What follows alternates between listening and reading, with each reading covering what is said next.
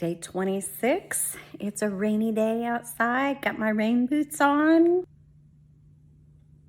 What do you think? Super cute.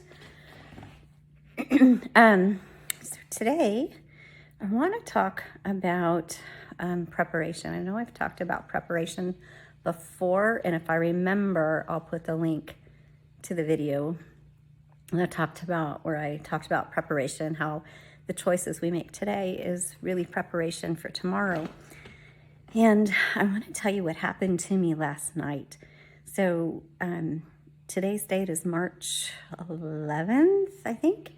And yesterday, the Silicon Valley Bank was shut down. Just so if you're watching this later on, you know kind of what's going on in this world today. So last night, I got an email from Etsy. And some of you know that I have a typewriter business. I've talked about Typewriter Day. And and we started out on Etsy. And it used to be that 100% of our sales were all on Etsy. And just to let you know that it's not a small amount, we do anywhere from $75,000 to $100,000 a year in typewriter sales. So we're not talking about a small amount of, it's a big number.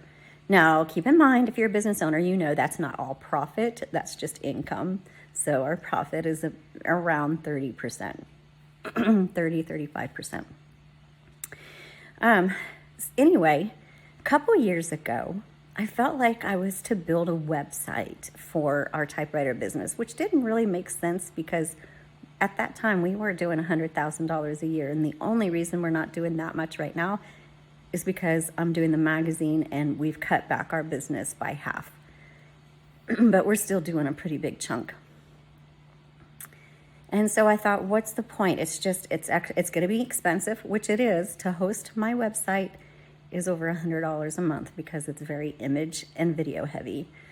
And a lot of time, if you've worked with WooCommerce and WordPress, you know, it's great, but you have to buy everything. So all those little plugins are extra money. So it's expensive. So really it costs me about $250 a month to have my own website on average.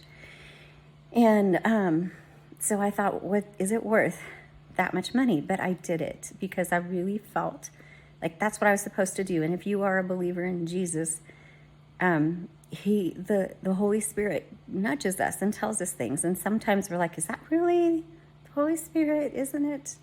Some people call it a sixth sense or whatever you want to call it. So I did it.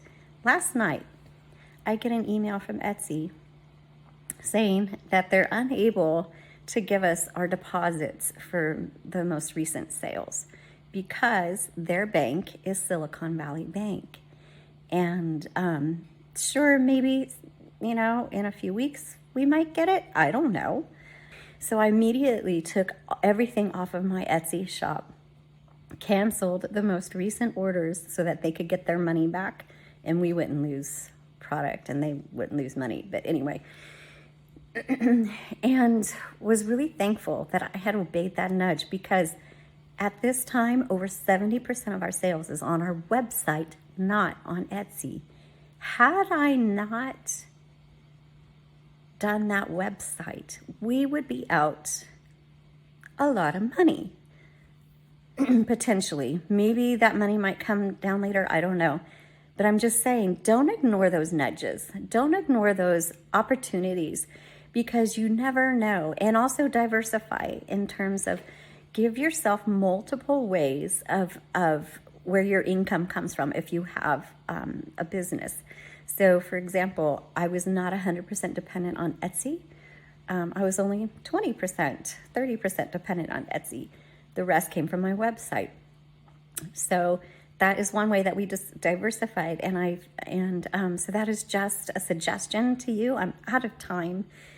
But it's a real world example of preparation, of listening to those inward nudges and acting out on it, even if it seems silly.